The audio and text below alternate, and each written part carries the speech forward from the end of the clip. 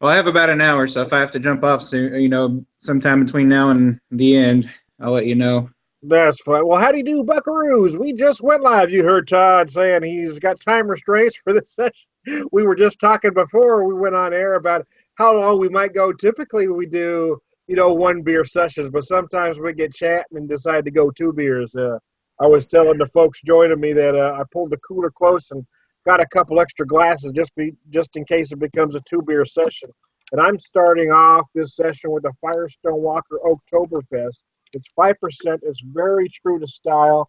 It's meant to be a Märzen. I mean, it does take some American craft liberties, but it's very true to style. So I'm also joined by Red Rooster from across the pond today, and Todd Wren from Indiana. So you guys tell me what you're drinking at the pub today.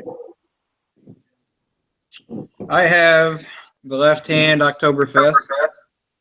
You can see it there. It's a Marzahn lager, and it comes in at 6.6 ABV, and I think it's like 24 IBUs if I'm not mistaken, 22 or 24. So Red, what are you drinking today, bud?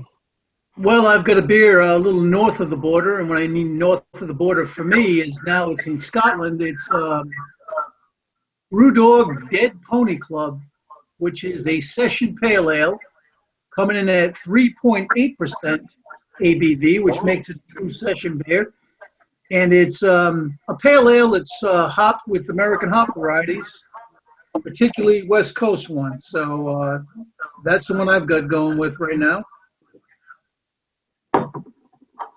So I'm using my munching glass. My wife had found this glass. So almost every time I pop an Oktoberfest, I use this glass, so I feel like I'm actually drinking the beer the right way. Yeah, I'm kind of going in the wrong direction here. I'm using a tulip glass, but it is a Kentucky Ale pumpkin barrel Oktoberfest type. But I don't know how well it comes through, but I don't know if you can see the markings or not. But it looks like a jack-o'-lantern. Oh, nice.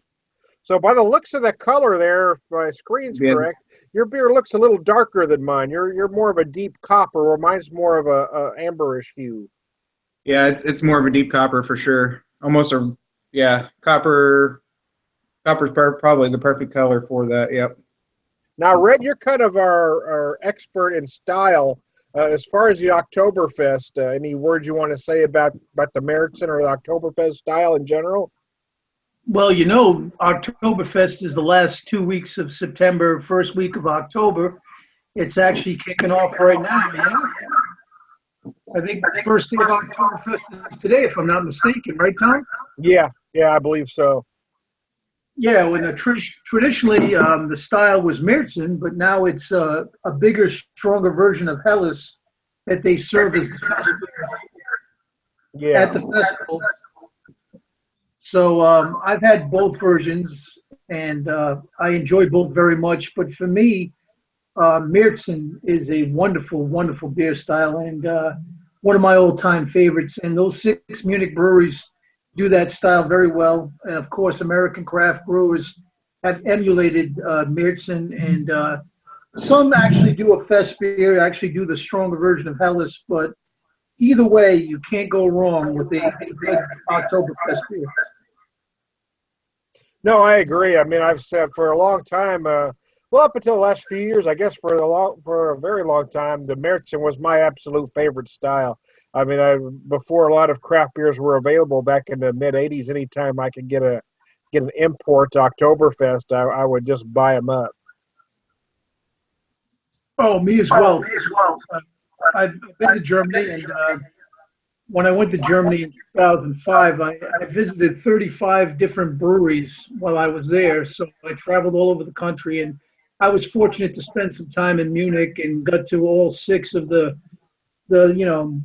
Munich brewers and tried a number of their beer styles. And yeah, Märzen and Fest beer is great. Lagers are great. I think I've made it no secret that German beer culture might be my old-time favorite beer culture. I think if I could only pick one beer culture, and I'm glad I picked to, it would be German beer culture. And when you say German beer culture, what do you mean by that?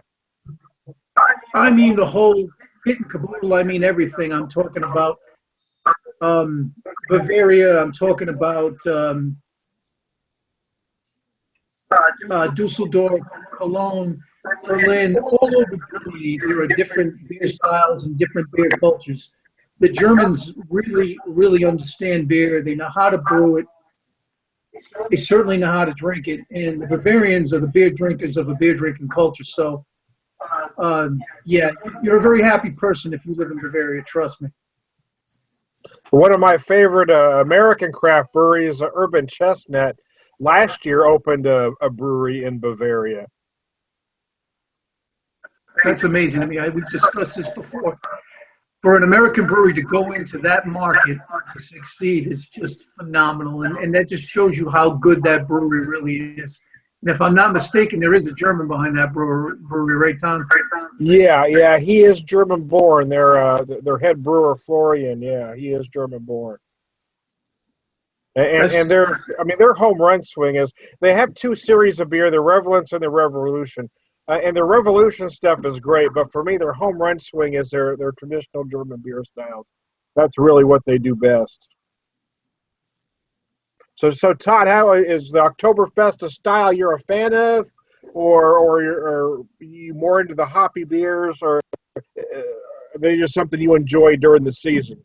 Yeah, it's just more of a seasonal thing for me. I don't dislike them, but I don't. They're not my favorite either at the same time. But I'll drink them when when they come in season. They seem to come further in season way too soon though. Yeah, beer's become like clothes. I mean, it's everything seems to be a season early now. Are we all kind of fed up with that? Yeah, I mean, go ahead, John. When you get your Halloween and Christmas decorations coming out, in July, it seems a little early, which is about when these Oktoberfest beers seem to start hitting now is late July, early August. Yeah, and I don't mind so much the Oktoberfest coming out mid-August, September, but I really think the pumpkins ought to wait till at least 1st of October, personally. Well, I guess I was kind of grouping that all together, the pumpkins and the Oktoberfest in general. The harvest beers, and we're going to start seeing Christmas beers here real shortly. I know. Yeah, I don't like that at all. I don't either. I think it's obscene to be drinking Oktoberfest in August. I'm sorry. I know it's a great beer style, and some breweries produce it year-round. As a matter of fact, you can get Spaten, Märzen year-round. But just for me, it's, what's the point of having seasonals if you're going to drink them out of season? I think they lose some of their cachet when you drink them out of season. Don't get me wrong. I mean, I could drink Oktoberfest every fucking day, but I'm not going to, because what makes it special for me is the season. It's the fall, it's the Oktoberfest season. And for me to start drinking it in August, it's just not going to happen. I might purchase it in August and put it in my refrigerator and let it sit, but I am not going to drink Oktoberfest in August. Yeah, drinking an Oktoberfest or pumpkin ale to me kind of brings the mind of sitting outside around your fire pit and at nighttime with the cool evenings, and I don't know about where you're at, or I know where Tom's at. It's about the same as it is here. We've been still in the 90 degrees up until recently. Yeah, we're finally down to probably, mid to high 70s today. But yeah, it's been unseasonably warm. So yeah, it's hard for me to think about drinking pumpkin ales. It's actually been warm over here in London as well. Yeah, we had a little bit of a heat wave. And mid-September, it was in the, I want to say mid to high 70s, and that's very, very warm over here. But I'm with you, Ray. I think you have to get them when they come out, and then you just kind of let them sit for 4 to 6 weeks until the season actually comes in. Just keep them cold in your refrigerator; they'll be fine. Oh yeah. Yeah, a style like that, you're not really worried about 90 days, are you, Red? Not at all. No.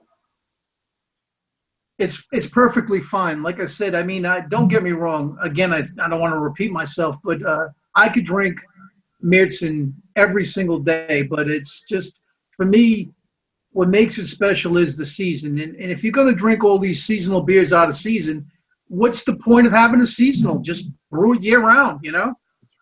Well, you know, the style is very popular in Northwest Arkansas, which isn't far from me. And there are a couple breweries out there that actually do brew uh, uh, a Meriton style year round. Oh, yeah, and there's breweries in my area that do the same thing. There's a brewery in Baltimore called Heavy Seas. They do Meriton year round. And they're not the only ones. A number of them do. And it's a great beer style. But again, if I want to make it special for me, Oktoberfest Meriton has to be drank in a certain point of the year. So let me ask you, if these beers were called something other than an Oktoberfest or pumpkin ales or something, would you drink them all year round? Well, yes and no. I mean, because I'm not opposed to drinking them year round, but this type of beer style, I prefer in the fall. I've been drinking beer long enough to know what it is. So I know when I want it, and I want it in the fall. So. Yeah, Right. it is a maltier beer, so again, it's a beer that feels better, or it hits the spot as the weather starts to get cooler, right? I would agree. That was just a question. I was just curious. I mean, Todd and I were talking earlier about an IPA. You know, he had sent me a Jackie O's Mystic Mom IPA, and it is 7%, but the body's very light. It's very light in color. The flavors are grapefruit, tangerine. It's one of those IPAs that feels like a beer, you know. But traditionally, the style, the IPA anyway, was a little meatier. Really felt better during the fall.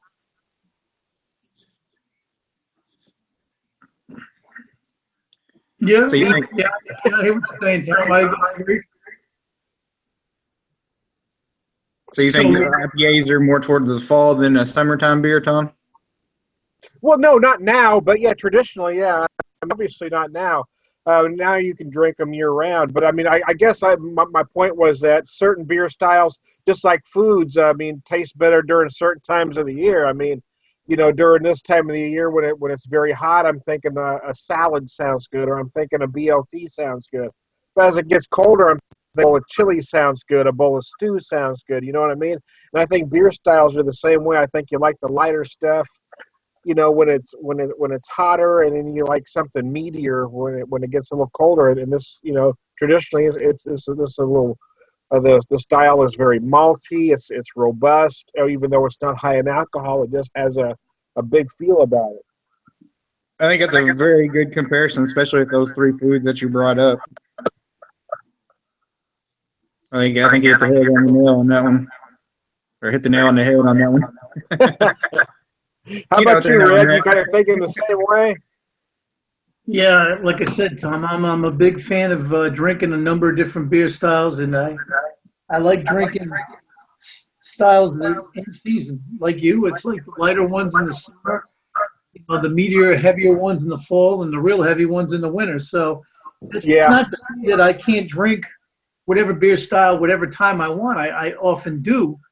But like with food that comes in season, you know, you want to eat, you know, pineapple one part of the year, and the other part of the year you can eat apples. It's the same thing, really. And same with root vegetables versus your summer vegetables. I mean, there's points in the year you want to try to have those different things. It's in the season.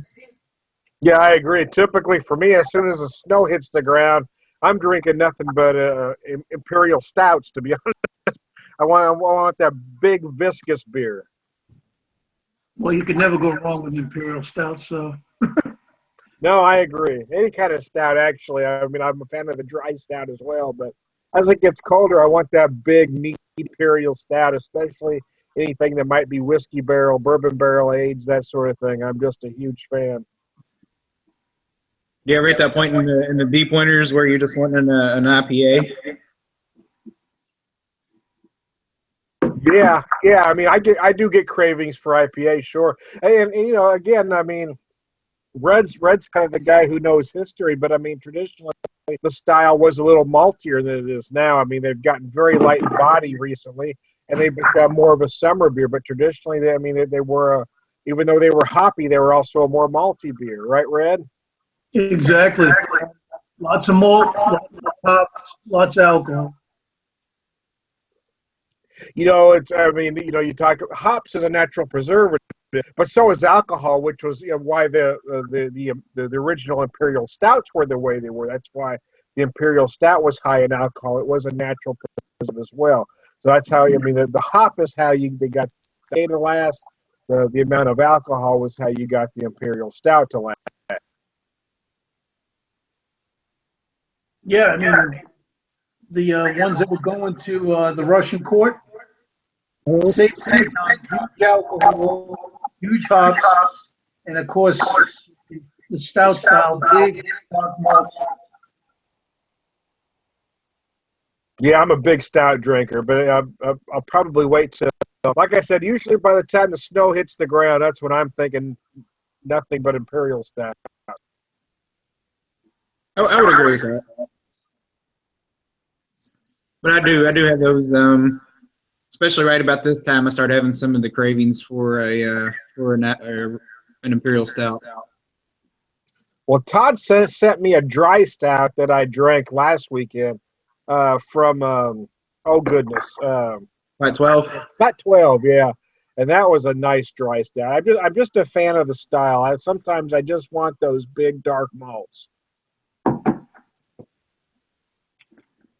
They're great. I'll have them again this year. Early next year, I'll put another one up for you. Flat 12 does some crazy good brews. I got to trip out there one of these days. Yeah, today So they how's were having, everybody doing on their first beer there before we decide shut this session down or pour another beer? Where's everybody at? I'm about finished with mine, but Tom, I've got a very light beer. Mine is a True Session Pale Ale. I told you it's 3.8% alcohol by volume. And I like the fact that it's not called Session IPA because, of course, that's a marketing gimmick. There's no such thing. No such thing as a style called Session IPA. It's an absolute fucking joke. But this is a good one because it's got very aggressive hops, but it has a nice, crisp, biscuity malt palate, and it's very light in body, not super light, but light enough, and at 3.8% alcohol by volume, it's a true session beer. This is one that you could drink pint after pint of in a pub, which I often do now. I mean, because I'm in London, so I go and drink cask just about every night. So most of my beer consumption now is all cask conditioned ales. And I could tell you I'd be very, very happy drinking this Dead Pony Club. As a matter of fact, I'm going to look for more of this. So, great beer. So is that a beer only available over there, Red, or are they available here in the States? Well, no, BrewDog is available in the United States. I mean, they're very popular. I know they're all over, all over the world now. So, yeah, I don't get any here. Okay, well, it's Who is it? BrewDog. Oh, BrewDogs. Yeah, we get BrewDog here. Yeah, I don't know if Dead Pony Club is available in the United States. It might not be, but it's the Session Pale Ale, and it's here in London, and I've seen it in a number of places in bottles. I don't think I might have seen it. No, I actually have seen it on draft when I was in Wales a couple months ago. I saw it in Cardiff at a BrewDog location that I visited. So it's a good session beer. If you could see it in the bottles in the United States, I recommend you pick it up. It's delicious beer. All right, I'll look for it. Well, do either of you want to pop another beer and keep going on the session, or you want to end the session? Let's end this one, and if you want to go to another one, let's wrap it up and do another one. Well, we taught about Oktoberfest beers during this session, so I think that's good. We kind of stayed on focus. We talked a little bit about about a British or English session beer, so that's nice. But I'm glad we learned a little bit about some Oktoberfest. So as far as some final notes on what I'm drinking, I mean, this has been one of my favorites this season. I actually hadn't had this before, and I'm a fan. So Todd, any last words for you as we end this session? Yeah, this Left-Hand Oktoberfest is a lot better than I remember it being. I've had it. I haven't. It's the first time I've had it in a couple of years, and I only had it one time prior to. I think it was maybe in 2014. But this is actually really good. I'm trying to show the bottle there again.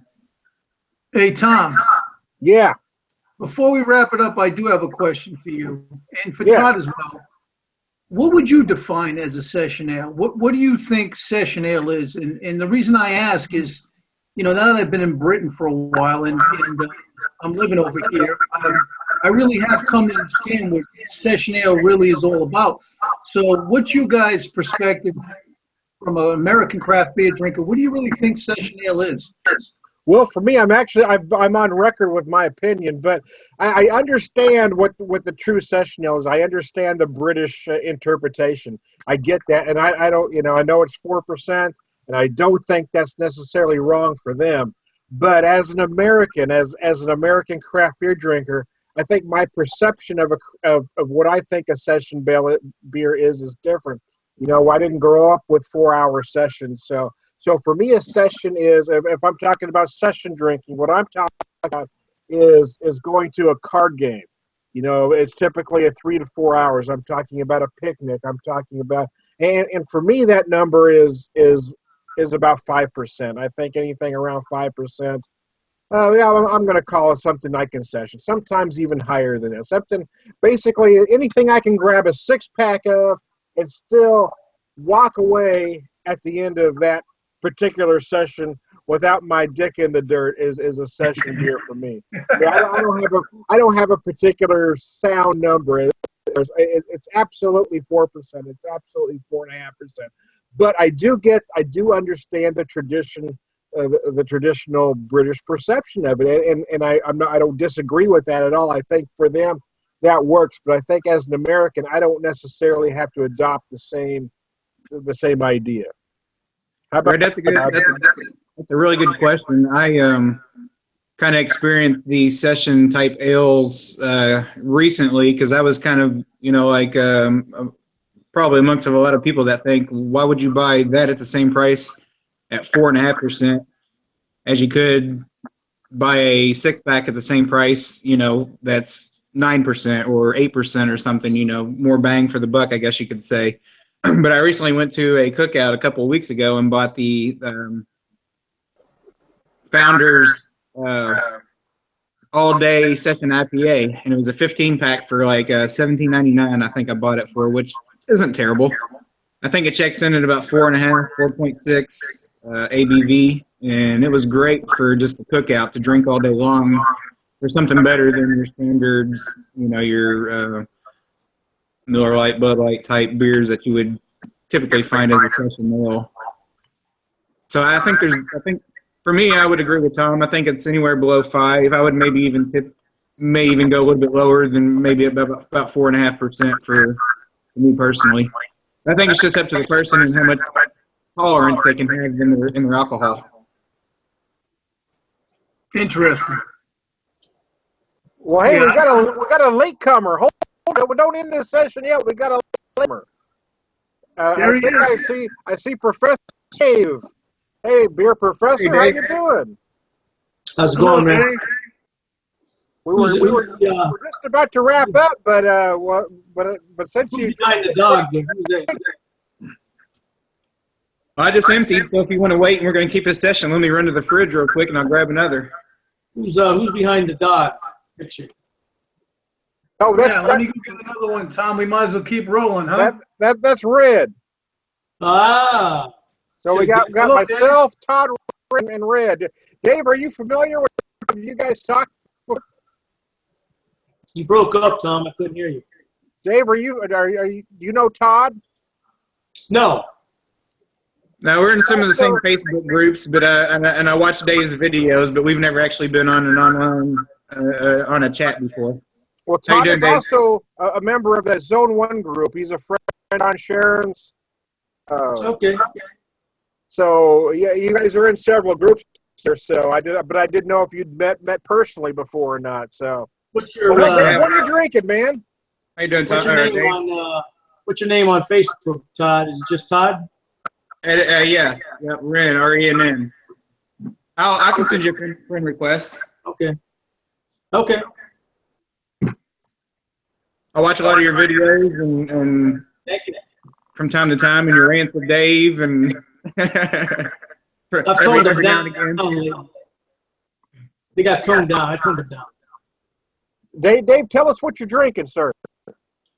The can's over there, but this is Odd 13 Brewing Company out of Lafayette, Colorado. Oh, that This must is be the- one you got from Dale from Popular Central. That's I think Mike Christensen sent me this one. I'm not sure, but Oh, this is okay. an American sour with Brett. It's real good. Oh, nice. Odd 13 does wicked crazy brews. Yeah, this is a good brew. Well, So I what think do I you decided to finished my Oktoberfest. I decided to pop this Lookout APA from Logboat Brewing out of Columbia, Missouri. It is alcohol's on the can somewhere. If I can read it, it is 5.5%, 30 IBUs. There's a very nice Hold up, huh? color there. Nice. It looks nice. Using my New Providence glass. New Providence is a great young brewery out of Rogers, Arkansas, and they're not canning yet. So everything I've had from them has been from the brewery or growler, but there's a glass I got. But they're mark my words, I'm telling you, in 5 years, New Providence out of Rogers is a brewery I'm going to be talking about. I just cracked open the Eureka from the Smashback from Shapley. Oh, that Eureka Ah. hop was nice. I like that one. You know, I got to say, I think my favorite hop was the Bramling Cross because I like the spiciness. But that Eureka was nice, too. Because I'm lazy and don't feel like dirtying up another glass, I'm still drinking it out of my tulip. And now you can see the jack-o'-lantern a little bit Oh, better. there you go. How about you, Red? What's different here? I'm going to get one now, Tom. Hold up. He's going to get one. Well, I'll just keep talking then. So what are you up to, Dave? I haven't heard you for a while. I wanted to invite you in just to see. I didn't know if you'd be able to join us or not. Because I just decided to do this. I've been doing so many things. It's take me half hour to tell you, but I'm about ready to get a new job here. I retired from the other one. Oh, did you really? Okay, I didn't know that. Yeah, August You're 5th. working at my a last supermarket, are you, Dave? day. What's that? You're not going to work at a supermarket, are you? Mathern.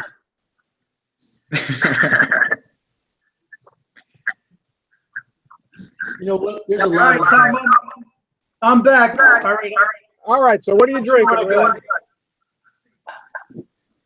Tell us what you're drinking. All right, the last one I had was 3.8% Session Pale Ale from Brewdog. It was called Dead Ponies Club. I've gone to a London brewer. They're in Hackney, which is in East London. I've been to the brewery a couple times. It's called the 5 Points Brewing Company. And this beer is called Old Greg's Barley Wine, and it clocks in at 9.5% Holy cow. alcohol by wine. And it's more of a traditional British type of barley wine. Very malt accent. It has English hop varieties, which are, I won't say toned down, but the focus here is malt and alcohol and some esters. It's got a little bit of fruitiness to it, you know, kind of toffee-ish, really malty, very strong, very good winter fall beer, outstanding. I picked this up at the brewery. They have every month what they call a yard party, where they have a party out in their dock area. They pour nothing but their beers, and they have food and they have music, and it's a good time. So, very good beer. Now, Dave, before you joined us, we were talking a lot about, Todd and I were both drinking Oktoberfest. We're talking seasonal beer styles. Do you tend to drink seasonally, or you just tend to drink the same thing year-round? No, I drink seasonally, and I had some Oktoberfest already this year. I tried a lot of different Oktoberfests and pumpkin ales. And the reason I did them so early is because I wanted to try them fresh this year instead of buying them and letting them sitting around for a couple months. Yeah, you're almost kind of forced to do it, aren't you, Dave? What's that now, Todd? You're almost kind of forced to do that as early as they come out. Yeah, really. They were out at the end of July. I started to see Oktoberfest. I said, oh my gosh, that's early. Yeah, same here. That's what we were talking about on the other before you joined us. I got your request, Tom. I just was uploading a video at the time, and my bandwidth is not that wide, so I had to wait till it was done uploading before I joined. Gotcha. Yeah. Yeah, no problem. I mean, we could, like I said, we kind of did this one off the cuff. So I tried to invite a few folks in just to see who could join us. Todd, and we're kind of planned, but I wanted to get some of you other guys in here as well. You know, I finally broke. I did have some Oktoberfest a little bit early, but I finally broke down the other day and had my first pumpkin of the season. I had it at a pub called Creekside Tap Room in Siloam Springs, Arkansas. From Flyway Brewing out of Little Rock, Arkansas. That's nice. It was one of the a lot of pumpkin ales for me put too much accent on the spice. This one I actually feel the pumpkin both in flavor and on the body. So, but yeah, I typically wait till 1st of October before I start drinking pumpkins usually. Hey, Red, it's pretty early in the morning over there, isn't it? No, Dave, it's actually late. It's 10:30 p.m. here right now. Oh, I thought there was a 12-hour difference. Okay. Yeah, Yeah, he's 6 hours later than me. Yeah. 6 hours. Okay. All right. I got you two are both East Coast. So 5 hours for you guys. Because Todd, you're Yeah, East the Coast East Coast. time, right? You're 5 hours ahead of the East Coast. Yeah, I'm East Coast time here. Nice. We actually have some parts of the state that's actually Central time. I enjoy all your pictures from over there, Red. I'm envious. Well, come on over, Dave. Since you were, oh wait a minute, you're starting a new job. If you were retired, you could Well, come. yeah, I'm getting ready to start my new job. I'm pretty excited about it. After I get settled in, I'll let everybody know where it's at. I want to see how I like it first before I start to talk about it. Same here, Dave. Are you going to be doing the same thing, Dave? What's that, Tom? I didn't hear you. Or are you doing the same thing, or are you branching out to something different? No, this is something completely different. Really? Awesome. No, I'm done with teaching. That's enough of that stuff for me. Well, you did it for a long time, right? Yeah, I was there for quite a while. At that particular college, I was there almost 21 years, just a little bit short of 21. What'd you teach, Dave? Economics and marketing. Okay. Yeah. Nice. My voice started to hurt. I couldn't talk loud enough. Oh, yeah.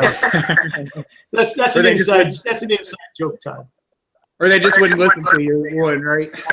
It's an inside joke. We'll have to tell you about it sometime. So you didn't stay retired. Well, good luck on your new adventure. Yeah, good luck. I'll be good. Yeah. You know, I recently, I found myself at the beginning of the year having to find a new job as well, and that was a little scary. I mean, I didn't, I found myself, 50, not knowing what to do.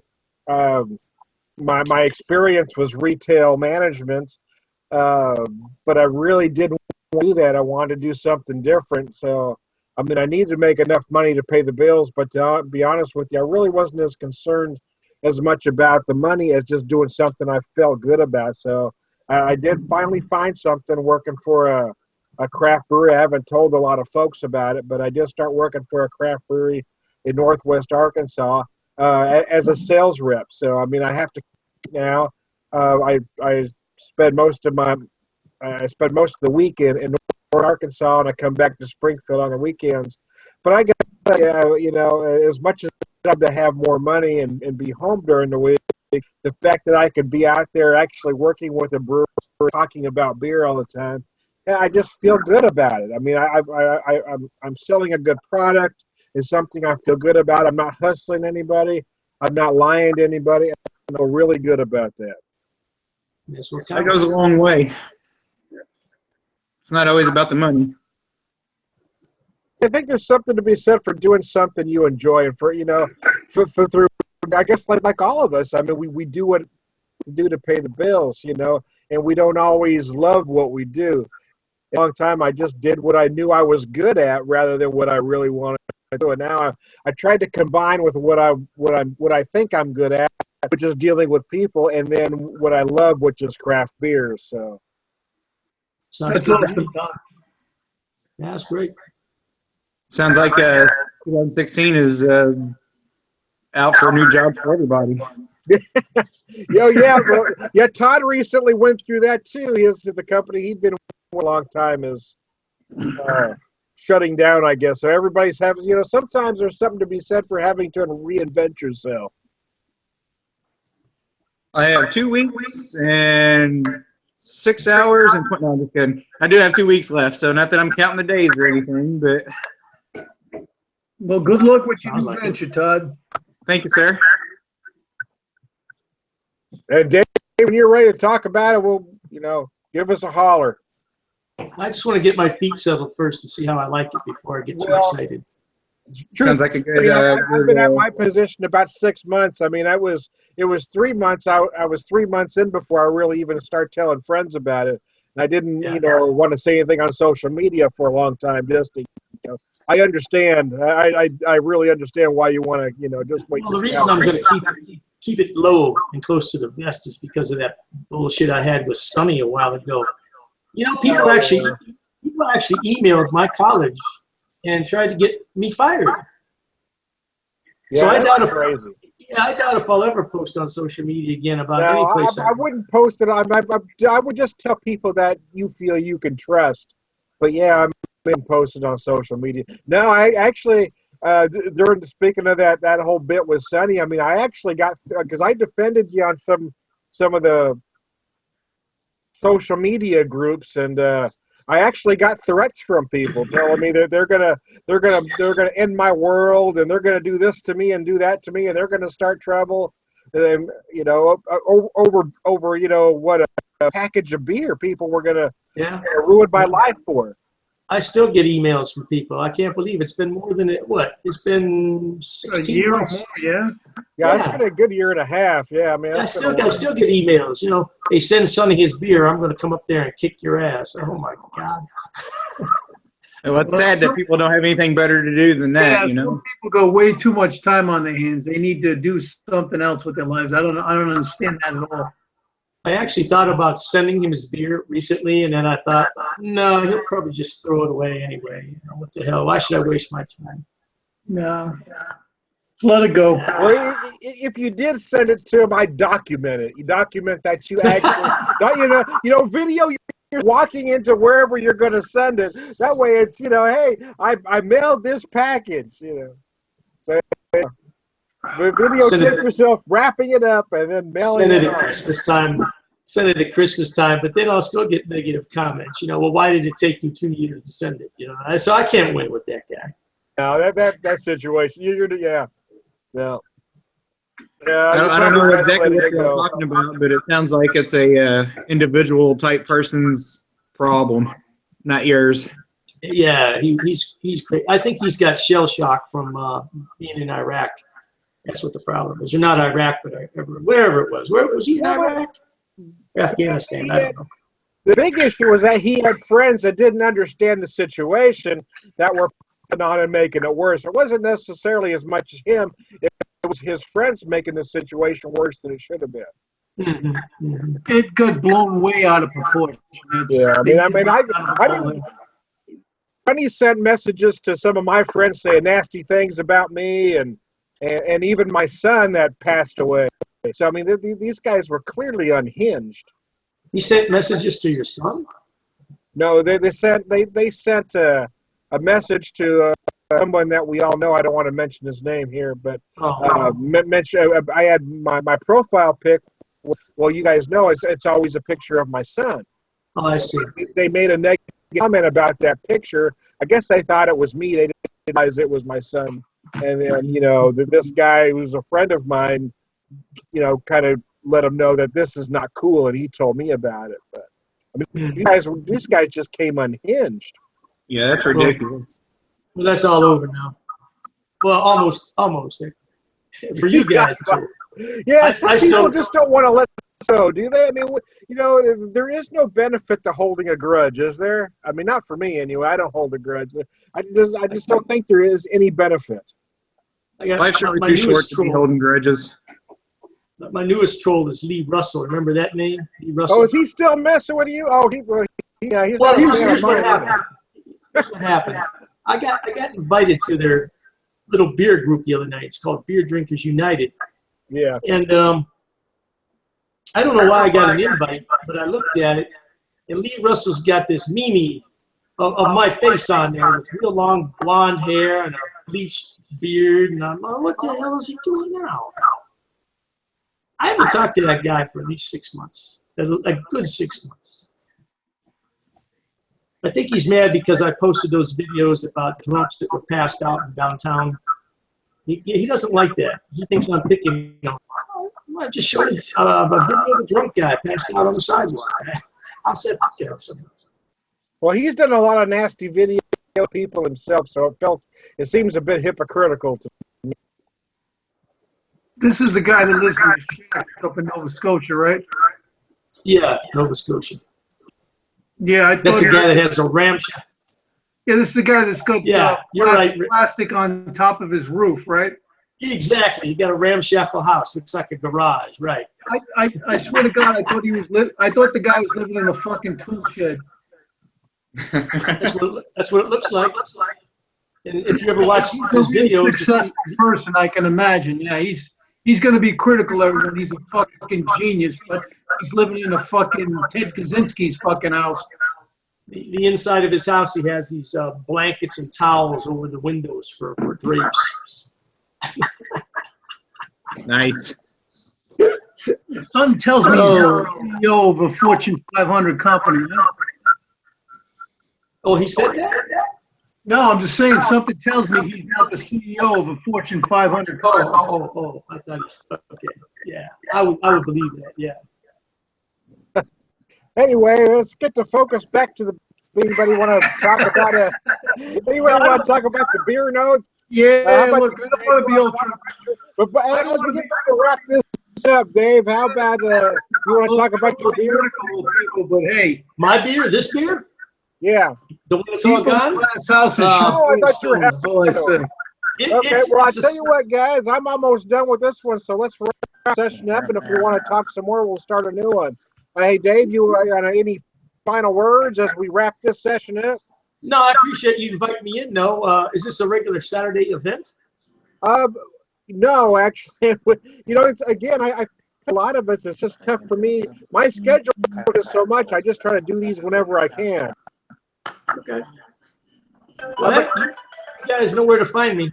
Well, hey, when we go off camera, don't leave right away. I want to talk to you real quick. Hey, Okay, I sure will. Hey, Brett, any final words? No, not any final words, Tom. Just again, I'd like to reiterate, I've had this barley wine from the 5 Points Brewing Company in London, and it's very well worth trying if you ever get over here. So, Are you gonna go or are you gonna stay here? Todd, you got any final words? Yeah, but we're not going. Nope, none here. I don't think. I got to jump off anyway. Dave, it was nice to meet you. Red, it was good talking to you again. all Hopefully we can do it thank you. again soon. Join us, Todd. You said you had to go here in about an hour. Yeah. Final words for me are: I just wish everybody would. Now, Everybody, I think we've all had things happen to us in our lifetimes. I lost my son to cancer 3.5. There's no reason to hold a grudge. So we all need to get along and stop our stupid stuff. I'm Tom Sprint. We'll talk to you later. All right, good luck, everybody.